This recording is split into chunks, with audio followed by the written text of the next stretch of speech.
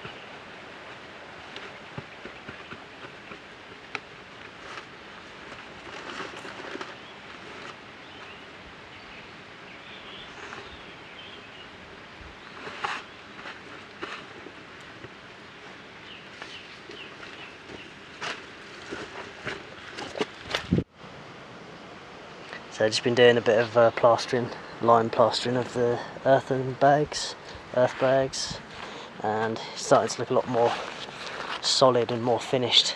It looks, yeah, it just looks nice really with the plaster on them. So that's just the first coat, 1 of 3. So tomorrow put another coat on around there. Actually, we'll make a nice little shape, make it blend into the floor.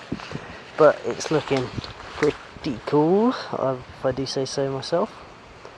So yeah, the pink larch logs look really nice.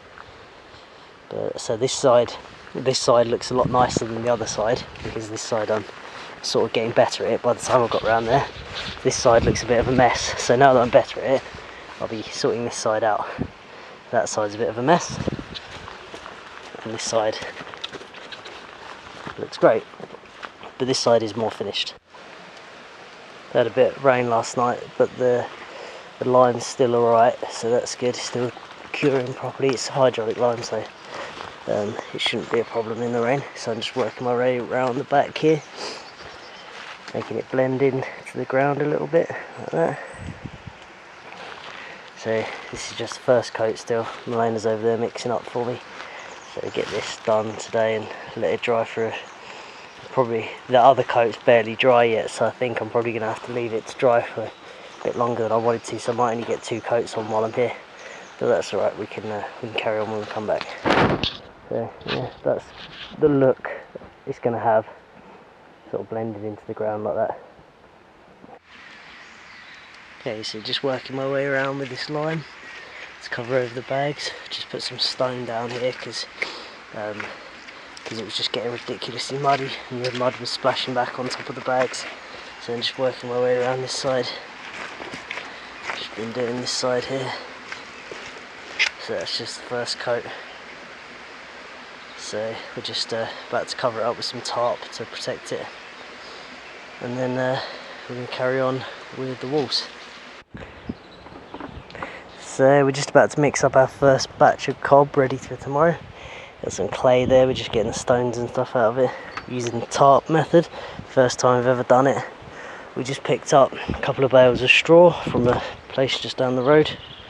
Really good, nice place, local business. So we're just going to do that. I've got to get some sand in, then we're going to get stomping on the cob.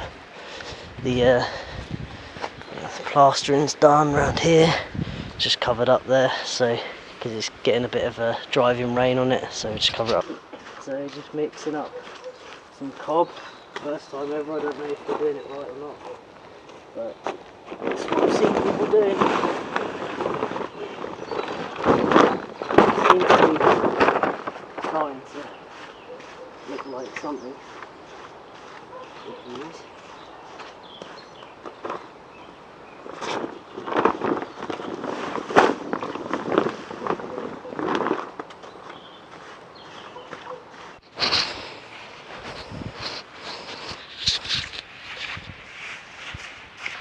This is a lot of work, mixing this stuff up.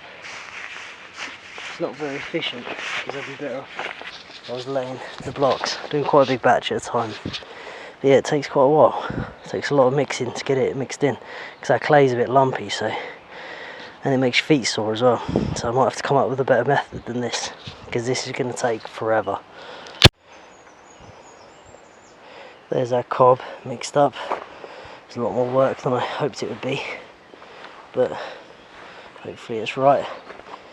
Did a 3-to-1 mix, so hopefully it works. We'll have to see. Put a little test blob of it on there to see if it hardens up at all, see if it works, and then we'll leave this overnight, come back to it tomorrow, and see if it's working, see if it does the job the cement was doing. So yeah, I'll show you how I get on tomorrow. Okay, so it's my first go ever using cob. I think I made it a bit too wet because it's slumping a little bit, but that's my little test area. We've got to go back now, so I'm going to leave that to dry and then see what it's like when I come back, check that it's nice and strong and it's working properly before I spend too much time going all the way around with the mix that I'm using. So Gonna leave that to dry for probably about a week before we come back, and then yeah, check that it's all working right, and then we'll carry on around. But we've made a bit of progress. I couldn't do any more plastering because of the drying time. But yeah, we'll get there in the end. But it's coming along. So my assessment of this form building is it's gonna just take forever. It's very labour intensive, very slow. Mixing cob is like at least a 2 or 3 person job just to keep up with the person laying the logs, and I'm kind of doing it all on my own because of Milena's knee. So if you're going to take on this process using this building technique, make sure you've got more than one person doing it. You need about 4 people doing it to get any real good production. So thanks for watching, hope you enjoyed this video, and we'll be back in probably a week or so's time.